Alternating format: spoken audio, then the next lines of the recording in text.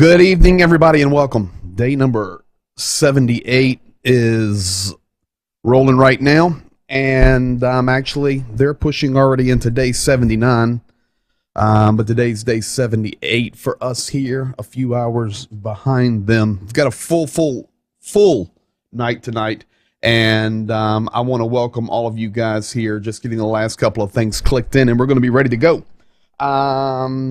Today, many things happen, and if you saw the advertisement, is Finland the answer? No, I don't think Finland's the answer, but I think they're a piece of the puzzle. And what I mean by a piece of the puzzle is this is going to force the hand of Vladimir Putin. This is going to force the hand of NATO.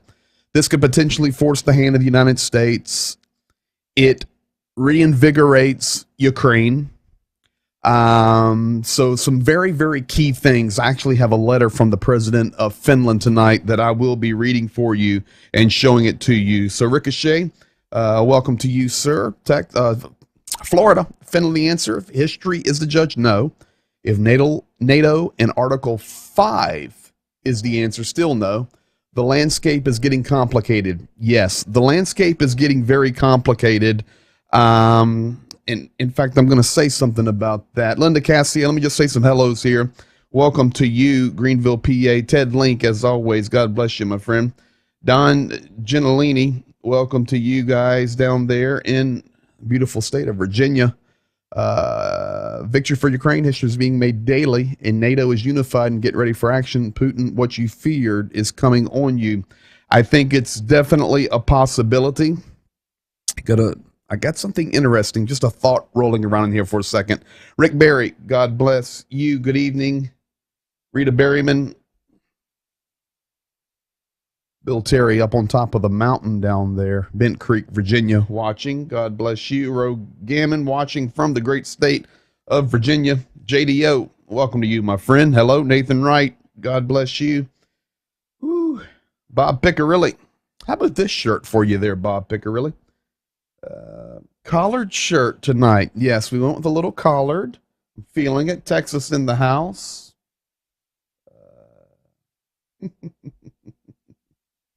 Is Finland the answer? No. Just Lord is the answer. That's true. Manila, Philippines. Pastor, it's a Ghani. King. My dear friend Ghani, God bless you there in Manila. Thank you for joining in. And of course, for you, it's already May the 13th and it's Friday. So God bless you. And Ghani, we're still praying for you and your wife and your family and the church there. We love you guys in Manila. So be blessed. Folks, so we're going to get to it. Welcome to you. Rosemary Lozier, hello from Sharpsville. You're very welcome, Ghani. Isn't it amazing? I'm sitting here streaming in Pennsylvania, talking to my buddy there in Manila, and of course we're talking about Ukraine, but still able to bless them. You're very welcome, sir. Rick Powers, God bless you. I did see Rosemary Lozier's comment in there where she's talking about soldiers losing their lives, and let's see here. U.S. are going through tough times too. Thankfully, we aren't being murdered. That is true. That's true. Good comment there. Thank you. All right, folks, we're going to get to it. So, thinking about is Finland the answer? No, it's not the ultimate answer, but these are some things that are moving in a positive direction in the general sense of things. When you begin to think of some things that have happened, and I just want to start here. I was just reading something about Boris Johnson, and Boris Johnson late tonight made a statement. And in a nutshell, he said, Vladimir Putin cannot remain in power. So this brings us to the part, is this a 70s shirt? No, Bob Piccarilli, this is not a 70s shirt. Maybe. Did another boat blow up today? Another boat was damaged today by the Ukrainian military. Yes, that is true, Medic Trevor. No, it's not a 70s shirt, but I can tell you what happened. I sent some guys over to your house and they grabbed one of your shirts. Folks, this is a Bob Piccarilli special. So talking to the former bank manager that way. It's your shirt, Bob, and I'm honored to wear it. I need to get me Another country has said Putin must go. Yeah. Boris Johnson came out and said there's just no way he can stay in power. So, it's some of the reasons that I thought about as Finland the answer. Of course, Finland's not the ultimate answer, but it's just more pieces to the puzzle that is showing us that things cannot go back to the way they were 2014. Meaning, let's say Vladimir Putin takes all of his tanks, all of his army, leaves Ukraine right now, everything goes back home to Moscow. It's not going to happen, but Boris Johnson said the man can't stay in power. It reminds me of dictators through history like Saddam Hussein, Muammar Gaddafi, and these were smaller scale guys compared to Vladimir Putin and the arsenal that Russia has. Old or not, it's intense. And of course, the nuclear capabilities. So, no, he cannot stay in power. So, Finland, we're going to talk about Finland. I got a really, really cool video to update you on Finland here. You don't want to mess with the Finns, though. That's the deal. Let's start with this tonight. So today, Zhenya and I are always working through the days, and he's resting right now. But a good day, and he was trying to teach me something on the phone because we use different apps to communicate back and forth together nonstop, and I could not get my speakerphone to work. So here, this is Zhenya getting frustrated with me, teaching me how to use an app. Grisha, just Grisha, for you. that's me. Okay.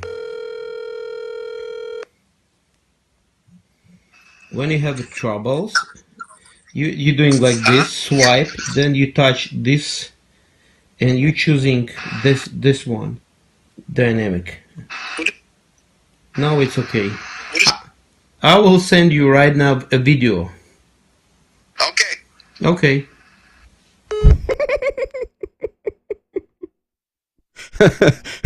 We could not get it to work, so he called me and sent me a video how to use my own phone. So that was Zhenya. He's doing well. So folks, this is what I think tonight. I believe that President Vladimir Putin is a sheep. Vladimir Putin is a sheep. Lord, how old are you, Greg? Listen, I'm an iPhone master, but there was a glitch in the app, and I could not get the speakerphone on. 4-9er. Young. Vladimir Putin's a sheep, and Ukraine is a bucket. What are your thoughts about that? Vladimir Putin is a sheep, and Ukraine is a bucket. In fact, Vladimir Putin is a sheep, and he charges at the bucket. And the bucket? Who is the bucket? Ukraine.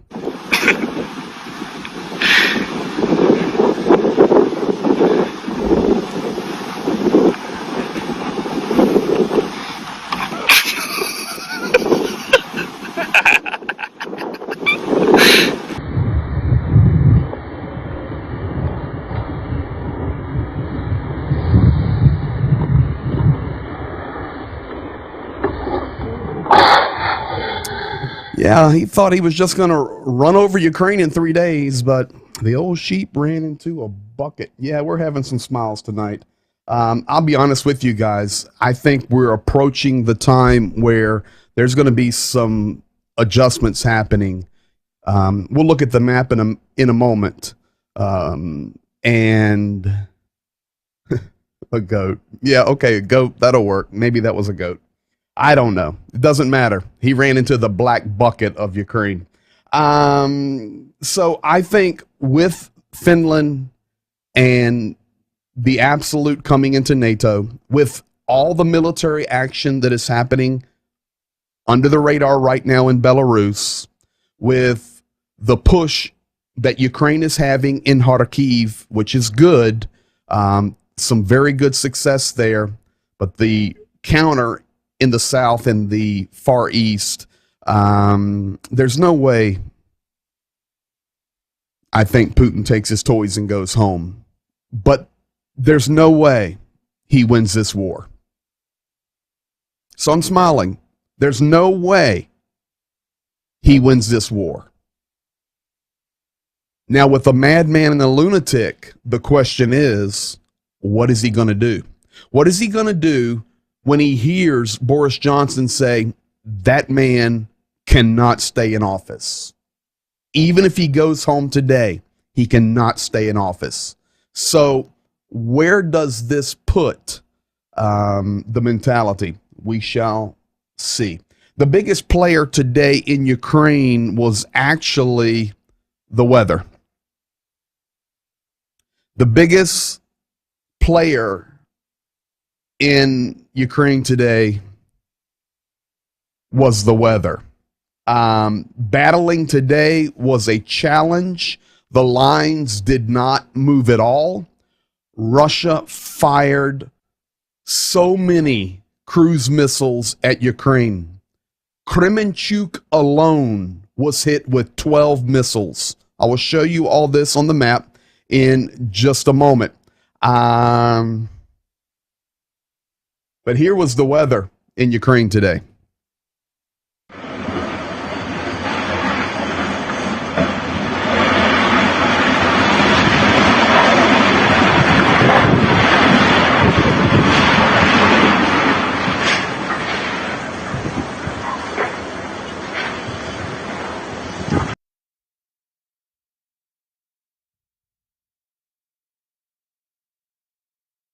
This weather moved throughout most of Ukraine.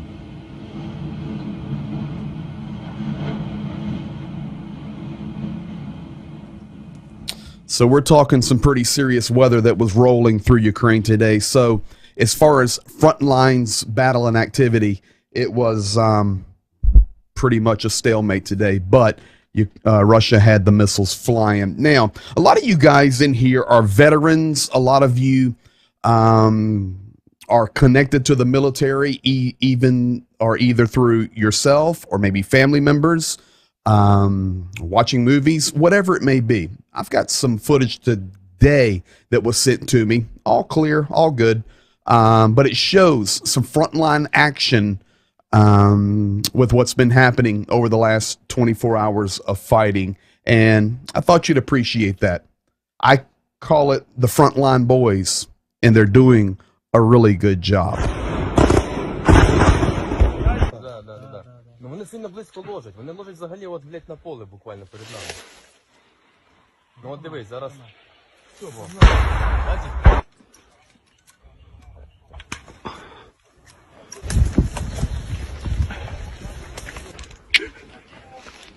Ты такой стадный.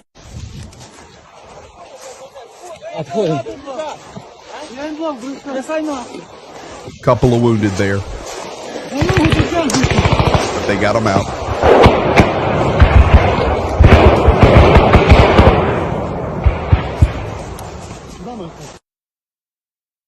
British supplies arrived.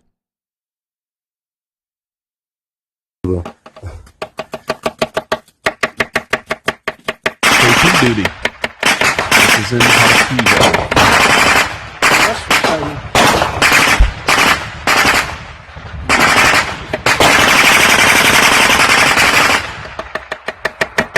He just keeps cutting his taters.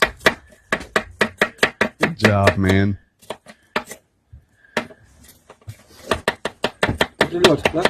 Готовим суп от кури.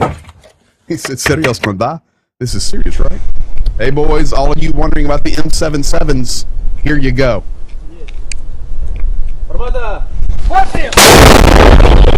Front line, baby.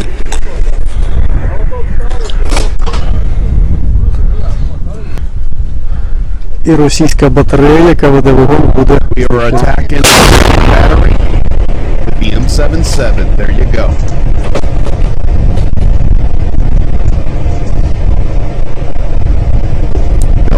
Documentation up.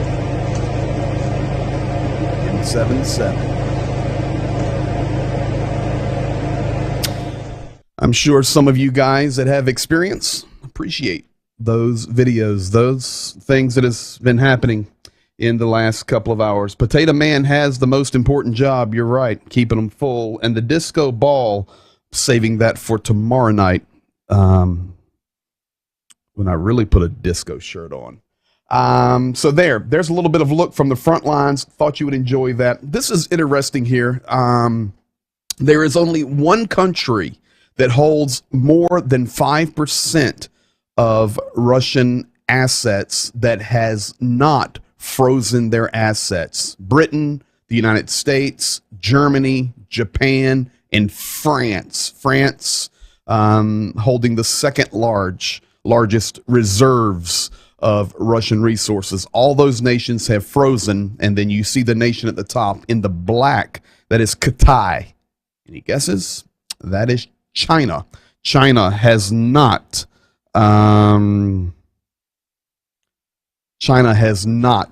frozen any assets of Russia.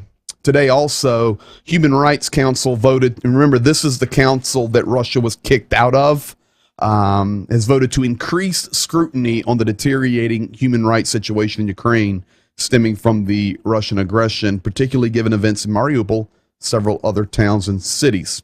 What I like about this, 33 yeses, 2 noes, and 12 abstentions. So who said no? Eritrea, that rogue nation in northeastern Africa, and China, the same ones that have not frozen their assets. Who abstained? Armenia, Bolivia, Cameroon, Cuba, India, Kazakhstan, Namibia, Pakistan, Senegal, Sudan, and Uzbekistan, Venezuela. No surprise there with the cronies. Now, here's the deal about Finland. Russia will be forced, this is a quote from many people today in the Kremlin, not only Peskov, not only the UN representative, but the former president and the deputy on the Security Council, Medvedev. He came out today, very brutal statements. Russia will be forced to take retaliatory steps if Finland joins NATO, Russian Foreign Ministry says. Russia will be forced to take steps, both military, technical, and in other nature, in order to stop the threats to its national security that arise in this regard. Joining NATO will also be a violation of Finland's international legal obligations, primarily the Paris Peace Treaty of 1947 and the 1992 treaty between Russia and Finland on their relations. But here's the deal. Finland shares an 800-mile border with Russia. Now, a lot of that is in northern Finland, in the Lapland, in the Arctic Circle. Pretty tough territory up there, but it is a huge border that Finland shares with Russia. Now, Finland is ready for this. In fact, I've got a really, really cool video I'm going to show you. But before I do that, I want to read to you the joint statement by the President of the Republic and Prime Minister of Finland on Finland's NATO membership. So there is the full document. And now I'm going to zoom in a little bit so that maybe you can see it on your screen as well. President of the Republic of Finland, joint statement. This came out today, the 12th of May, 2022. During this spring, an important discussion on Finland's possible NATO membership has taken place. Time has been needed to let Parliament and the whole society establish their stands on the matter. Time has been needed for close international contacts with NATO and its member countries, as well as with Sweden, who also will be joining, it looks like. We have wanted to give the discussion the space it required. Now that the moment of decision-making is near, we state our equal views. That means executive leadership, Parliament, and the people, the Finnish people. Also, for the information of the parliamentary groups and parties, NATO membership would strengthen Finland's security. As a member of NATO, Finland would strengthen the entire defense alliance. Finland must apply for NATO membership without delay. We hope that the national steps still needed to make the decision will be taken rapidly within the next few days. Jointly signed by the president and the prime minister of Finland. Now, folks, maybe you do not know this. From Lake City, Missouri to Russia with love. Good evening to you there, Emmerichs. Here's the deal about this. I'm supposed to be in Helsinki, Finland in the end of August. And I'm going to be, because I'm leaving there and going to Ukraine. Period. I can hear my mother screaming now. I think my wife's downstairs and she's going, I think it's time for him to go. But I can hear my mother all the way in Virginia saying, no, you're not. And my grandmother in Oklahoma City saying, go, boy, go. But I'm going to be in Finland in oh, hello. That would be the wife. I'm going to be in Finland in August. Maybe that could get a little interesting. Folks, maybe you've never been to Finland. I've been there many, many times, and I'm going to tell you something about Finland. Number one of the most beautiful countries I've ever been to. Number two, one of the most organized and clean countries I've ever been to. Number three, their infrastructure is phenomenal. The best highway systems in the world are found in Finland. These are facts. Now, I'm going to give you a little insight into Finland. They've been preparing for this for a long time. Here in Helsinki, about 60 feet underground, there's a city within a city.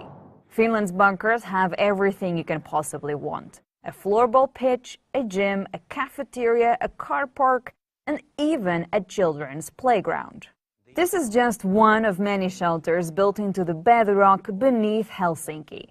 Together, these facilities are capable of hosting more than the city's total population. The idea? To protect citizens against any sort of attack. We are trying to assist any kind of weapon effects, so blast proofing and gas proofing and radiation and toxic chemicals. So it would go as far as protecting citizens against a potential even nuclear. Even nuclear. In peacetime, they are used for a wide range of cultural and sporting activities. Within 72 hours, this space can be converted to shelter 6,000 people. And with Russia's invasion of Ukraine, these bunkers have gained more attention. We have neighbors, and naturally the neighbors might cause us some immediate danger. But right now there is no elevated threat against Finland on any point. Even without an imminent security threat, Finland is on the cusp of a historic move, abandoning its decades-old policy of neutrality and preparing to join NATO. These bunkers could serve as inspiration to the country's potential new security partners. That might be the one thing that we could give to NATO and to NATO allies. What else would you like to give to NATO allies? The Finnish way of being prepared. You heard it, the Finnish way of being prepared. I'm just telling you, take it from a guy that's been there many, many times. Is this going to win the war? No, but I do think it's a game changer, and there's no way that Vladimir Putin doesn't know it's a game changer. They're very, very well aware of the Finns. If you want some good history, just go look up what the Finns did in World War II. Do not mess with the Finns. Now, Poland says no more pipeline transit. This is the gas pipeline coming out of Russia through Belarus. And there on the map, you can see where it comes into Poland. Poland today turned the gas off. They know that that is going to further affect nations in Europe, specifically Germany. But they came to an agreement. They turned it off at the border. Poland has plenty of reserve supply, and they said that they would even work with other European nations to help them out, but the gas had to stop. So it has been terminated. That pipeline is shut down. Dmitry Medvedev, former president. This is why it's interesting when we talk about Finland a little bit tonight. Everywhere you look today, the tide of protectionist sentiment is flowing. These are some statements directly, and I wanted to share them with you tonight from Medvedev. There is a proxy war with Russia being unleashed by the Western countries, and I want to articulate very clearly once again the things that are so obvious to all reasonable people. That would be their reason. Number one, the deployment of weapons by NATO countries, the preparation of its troops for the use of Western technology, nations on our border, hello Finland, joining NATO, and the deployment of mercenaries and continual exercises near our borders increase the likelihood of a direct and open conflict between NATO and Russia. Number two, such a conflict always has the risk of turning into a full-fledged nuclear war, he said. Medvedev added that this would be a catastrophic scenario for all. It's just saber rattling, but it is Medvedev, Putin's crony. And I do not think these guys can handle the embarrassment of losing. That's the deal. That's why I'm concerned. And that's why we're on this every day. I just know their culture. I do not think it's an option for them. It doesn't mean they're going to start pushing the buttons. That's not what I'm saying. But they're not going to give up. And they're going to make it ugly. Russia's position, this is in the UN today, on Kyiv's desire to join the European Union has changed. Today, Russia changed their position. Here's another thing. First of all, Russia was saying up until today, it's okay if Ukraine joins the EU. But now they have changed their position. Ukraine cannot be in the EU, and Ukraine cannot join NATO, which is unacceptable. Deputy Representative of the Russian Federation to the UN. Deputy Permanent Representative of the Russian Federation, his name is Dmitry Polyansky, also said that as soon as Finland and Sweden become NATO countries, these territories, and I'm quoting now, immediately become a possible target for the Russian military. Finnish politicians today received a direct warning from the Russian Federation. A written letter was sent to Helsinki today that in event of steps to join NATO, Russia could stop the gas supplies to their country tomorrow, May the 13th, 2022. Now, also, another one of the representatives for the UN today from Russia made this statement. I'll translate it for you. Get ready for bonkers land. Here we go. В этих целях в ряде регионов Украины были образованы детские лагеря, куда принимали детей с 7 до 18 лет. I want to talk to you about what's happening in the territory of Ukraine with the children. Детский приют «Пилигрим» в городе Мариуполь. In and around the city of Mariupol.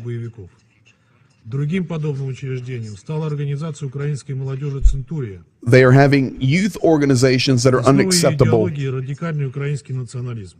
Ages 7 to 18, where they are creating Nazis, 7 to 18 years old.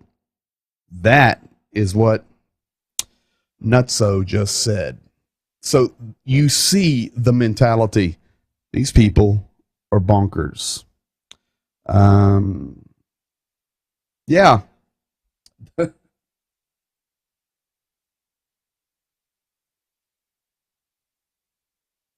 Vladimir Vladimirovich Putin had to be aware that the war would drive other non-NATO members into the arms of NATO. I would agree. He's not stupid. He's just lost his mind and he's a lunatic and full of the devil. That's what we're dealing with. We're dealing with a madman. And you're right. The Finns don't care about gas. They're nuclear. That's correct. So it doesn't matter. The decision's made. They're heading in. Folks, I'm going to show you something now. This came out today. It was released by CNN, actually. It's from March the 16th. And, you know, Don Gentilini many times says in the chat that all of these videos that I'm doing each night is basically documenting the war. We literally, from day one to now day 78, have made a update or given an update every 23 hours. Well, I'm going to show a video clip now because I want it recorded forever. And yes, I record these videos. I have everything documented and secured. In case YouTube or Facebook was to ever take them down, I've got them. But this was released by CNN. This was on your local news, and maybe you did or did not see it. If this would bother you, please close your eyes for the next 15 seconds. But let no one tell the world that the Russian army, that they are not doing heinous and murderous activities. Kyiv, March 16th. Is a stark example of a potential war crime perpetrated by Russian forces. An example the world has not yet seen. Russian soldiers shooting 2 civilians in the back. CNN obtained the surveillance video taken from the... And I've got to give it to CNN. I won't show it again, but I've got it. CNN's done a decent job covering some of this stuff. I mean, showing some of this stuff that I wouldn't expect them to do. So kudos to them. Ralph Foster, that is good. More Philippines in the house tonight. Our prayers that God would confuse the enemy seems to be working. Yeah, they're definitely confused. So thank you for that. And bless you there. Next thing, folks, this one's not too good, but Russian mobile, this is called a provider heat map. This is something that maybe you've seen or not seen, probably not. But this heat map is not a military map. Can you take a guess? This is a mobile provider map. And this shows the activation of new mobile phones over the last couple of weeks on Russian carriers. They've moved in completely on all of their lines. And this is millions of accounts that have been created. And it wouldn't surprise me if they're just doing it. But this is the heat map of new activations. Now, I've got something interesting I want to show you tonight. It's right here.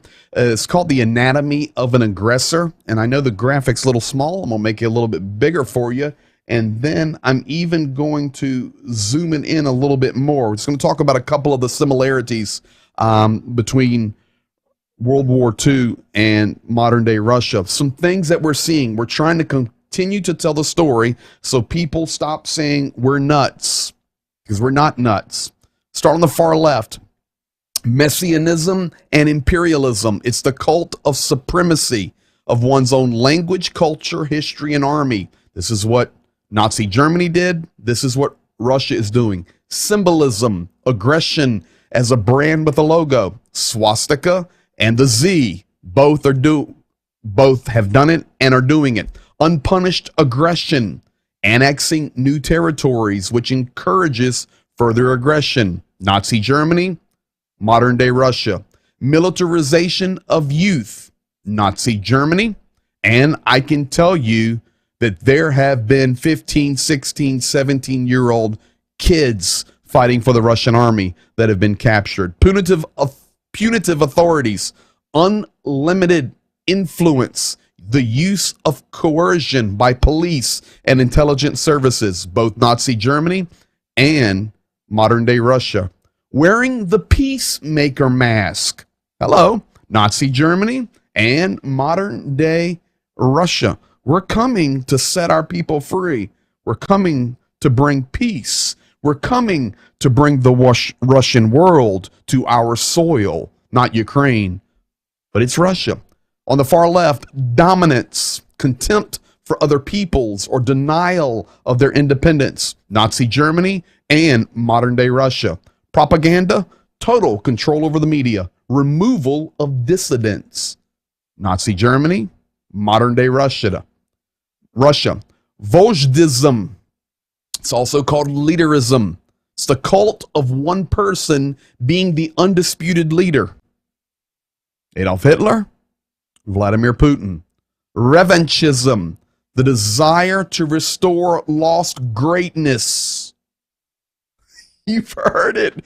Of course, that was what Adolf Hitler was doing after the defeat in World War I. We're restoring the great German nation. What's Vladimir Putin doing? Restoring great Russia. We're restoring. Doesn't matter what you read, see, or hear. We're restoring the dominance of that Soviet era. Contempt for international law. Nazi Germany, modern day Russia. And finally, the demonization of other states. Nazi Germany and modern day Russia. Tonight, folks, as we're closing up, I'm saving plenty of time because I want you to see Bertrand Russell. This is going to blow you guys away. Before we do that, I'll roll over here real quick and take the old map. So today I've got my list right here, and I'm going to tell you, remember I was sharing with you that the weather was very, very bad today in Ukraine, and it moved from, of course, the west to the east. It went this way.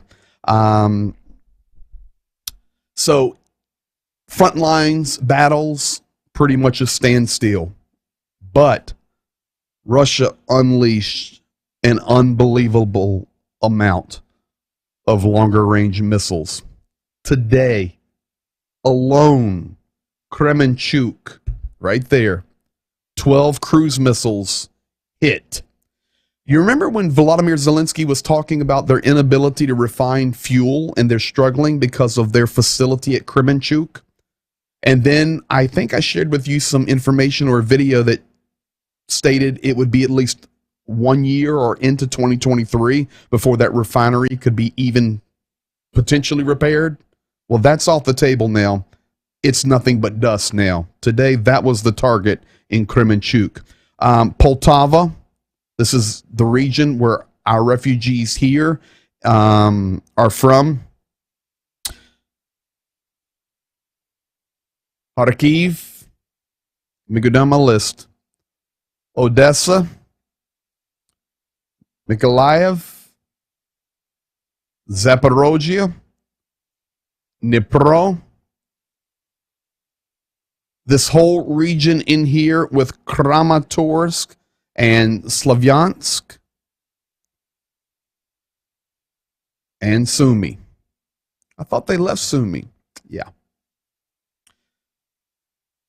These cities right here were all hit with cruise missiles today. It was a very big day. Now, I can tell you, and I haven't talked about it because I do not have confirmation of it. Well, I do have confirmation of one. Somebody was asking earlier in the chat, was a ship hit today or sunk? And yes, it was. It was hit right there in the green there. So yes, Ukraine did hit that with Neptune missiles. But I can also tell you, and this one's no bueno, but in the Black Sea, 18 ships. Isn't that a 18? Isn't that an 8? Yeah, we moved up on the technology. Thank you, Stephen Haywood. 18 ships are currently in the Black Sea, whether submarines or the particular type of Navy vessel they have that are capable of carrying cruise missiles. And right now there's 18 ships loaded.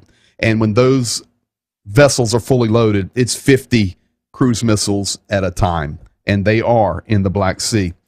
It's once again why that entire area is closed and blocked. You then get into the food, you get into the grain, you get into the stealing, you get into the economics. It's just a mess. Now, folks, I want to close out tonight with this. I wanted to leave enough time for it, and I'm going to ask you to enjoy this. I want to introduce you to a guy tonight. Yes, it was a new ship.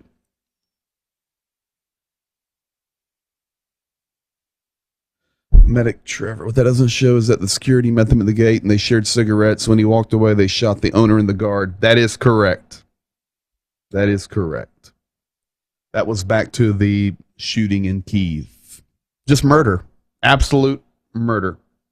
So now, folks, I want to close out tonight with Bertrand Russell. There's a reason for this. You may have never heard of this guy, but tonight, you're going to learn about Bertrand Russell. Bertrand Russell was born in 1872. He died in 1970. He was 90, almost 98 years old. He was 97 when he died. So who is this guy? British philosopher, logician, social reformer, founding figure in the analytic movement in Anglo-American philosophy, and a recipient of the Nobel Prize for Literature in 1950. Russell's contributions to logic and epistemology, the philosophy of mathematics, established him as one of the foremost philosophers of the 20th century. To the general public, however, he was best known as a campaigner for peace and as a popular writer on social, political, and moral subjects. By the way, his grandfather was the Prime Minister of Great Britain. Who did his grandfather run around with? Napoleon. Yeah. This guy you're seeing right here also had a talk with Vladimir Lenin in 1920. And then finally, in 1959, he's asked a question: if you could leave one thing for future generations, what would it be? I thought, how good would it be when we're dealing with this subject every day in trying to understand the Soviet/Russian mindset and culture? Why don't we listen to somebody who actually spoke to Lenin? I couldn't believe I found this stuff, to be honest with you. The first thing I'm going to show you is I have 3 clips of this guy. 2 are with video. 1 is just with his picture and an audio recording. But folks, this is unbelievable. Bertrand Russell, here, he was interviewed in 1952. He tells a little bit about his grandfather. This is going to lay the bedrock for the Lenin statement, and then the bedrock for what we should do for the future. Here he is. Can I call him Uncle Bertie? Yeah, he did have some interesting thoughts, but I'm going to call him Uncle Bertie. It was when I was a child. The change has been almost unbelievable. I try as best I can, in spite of my years, to get used to living in a world of atom bombs, a world where ancient empires vanish like morning mist. I was born in 1872. My parents died when I was still an infant, and so I was brought up by my grandparents. Can you tell us something about your grandfather? Yes, I can tell you something about my grandfather. He was born in the early years of the French Revolution. He was a member of Parliament while Napoleon was still on the throne. In common with all the Whig followers of Fox, he thought English hostility to Napoleon was excessive, and he visited Napoleon in Elba. It was he who introduced the Reform Bill in 1832, which started England on the road towards democracy. He was Prime Minister during our Mexican War, during the revolutions of 1848. I remember him quite well, but as you can see, he belonged to an age that now seems rather remote. So there you have it. This is the bedrock I'm going to share with you because we're going somewhere. Bertrand Russell, his grandfather, Prime Minister of Great Britain. You're talking about history, folks. And we just watched this guy raised by his grandparents, he basically said. His grandfather led Great Britain during wartime. He met with Napoleon in Elba. He understood things of that time. So this is some of the DNA being put in to Uncle Bertie. Now, this is just going to be a picture. Use your ears to listen. Uncle Bertie tells about talking to Lenin. Listen very closely.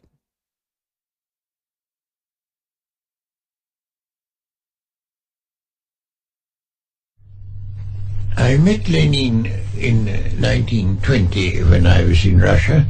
I had an hour's talk tete-a-tete with him. And he spoke English much better than you would have expected. The whole conversation was in English. I expected it to have been in German, but I found that his English was quite good. I was less impressed by Lenin than I expected to be. He was, of course, a great man. He seemed to me a reincarnation of Cromwell, with exactly the same limitations that Cromwell had. Absolute orthodoxy. He thought a proposition could be proved by quoting a text in Marx. And he was quite incapable of supposing that there could be anything in Marx that wasn't right. And that struck me as rather limited. I disliked one other thing about him, which was his great readiness to stir up hatred. I put certain questions to him to see what his answer would be, and one of them was, you profess to be establishing socialism, but as far as the countryside is concerned, you seem to me to be establishing peasant proprietorship, which is a very different thing from agricultural socialism. And he said, oh, dear me, no, we're not establishing peasant proprietorship. He said, you see, there are poor peasants and rich peasants, and we stirred up the poor peasants against the rich peasants, and they soon hanged them to the nearest tree. Ha, ha, ha, ha, ha. I didn't much like that. There you have it. What did he say about meeting Lenin? Two things. Only his way was the right way. He only operated off the text of Marx. And yeah, Rick Barry, I saw your comment. He was a pacifist and an atheist. But for tonight's show, I have to give him a name. Is Cousin Bertie better? Uncle Bertie. He next said that Lenin only wanted to stir hatred. And then finally says, I didn't care much for him. I don't know how we can get much better insight into the history. Over 100 years ago, this guy right here actually talked to Lenin. Now, in 1959, Bertrand Russell was interviewed. This is back to video. And he was asked, if you could leave something for future generations, what would it be? And the reason I'm sharing this part is because of this. Well, I'll play it first, and then I'll tell you. One last question. Suppose, Lord Russell, this film were to be looked at by our descendants, like a Dead Sea Scroll in 1,000 years' time. What would you think it's worth telling that generation about the life you've lived and the lessons you've learned from it? I should like to say two things. One intellectual and one moral. The intellectual thing I should want to say to them is this. When you are studying any matter or considering any philosophy, ask yourself only what are the facts and what is the truth that the facts bear out. Never let yourself be diverted either by what you would wish to believe or by what you think would have beneficent social effects if it were believed. But look only and solely at what are the facts. That is the intellectual thing that I should wish to say. The moral thing I should wish to say to them is very simple. I should say, love is wise, hatred is foolish. In this world, which is getting more and more closely interconnected, we have to learn to tolerate each other. We have to learn to put up with the fact that some people say things that we don't like. We can only live together in that way. And if we are to live together and not die together, we must learn a kind of charity and a kind of tolerance, which is absolutely vital to the continuation of human life on this planet. And there you have it. And listen, I know in a lot of spiritual and philosophical and all of those ways, you'd look at somebody like that and go, yeah, but he was out there, da-da-da-da. He was.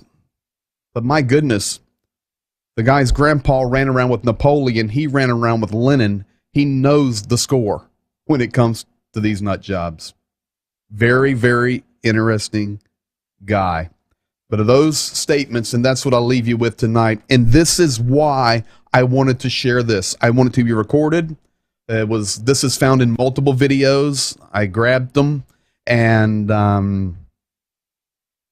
this is what the world needs to see and hear when they're trying to figure out, is this fake? Is it not? Are the Ukrainians Nazis? Are the Russians really invading? Is this war even happening, or is it only media? Is it the Ukrainians killing themselves, etc., etc.?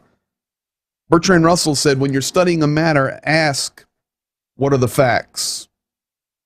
The facts are, I showed you a video tonight, just a part of it, of Russian soldiers shooting Ukrainians in the back.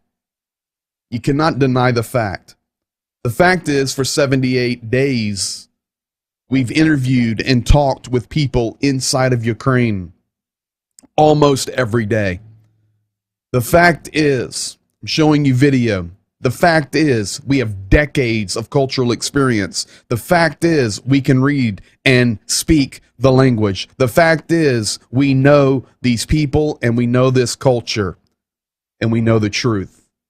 This is a war of aggression and a genocide being perpetrated by an evil dictator named Vladimir Putin, and he must be stopped. Those are the facts. And then he left us with the moral. And the moral was, love is wise and hatred is foolish. I thought it was a good statement. And I can tell you this, he said we have to learn how to live together so we do not die together. Pretty good statement. Pretty good statement. Reminds me of Martin Luther King Jr. Hate cannot cast out hate, as darkness cannot cast out darkness. Only love can cast out hate, and only light can cast out darkness. That's where we're at. And I'm thankful for people like Bertrand Russell. Yes, I wish he was not an atheist. Yes, I wish he had went a different way. But the man had some history and knowledge, and we can learn from it. May the Lord bless you guys and keep you, cause his face to shine upon you. Who knows what's going to happen in the next 23 hours, but we'll be here together, learning it, checking it out, being educated, and following the truth. God bless you. Peace to you, and peace to Ukraine. Good night.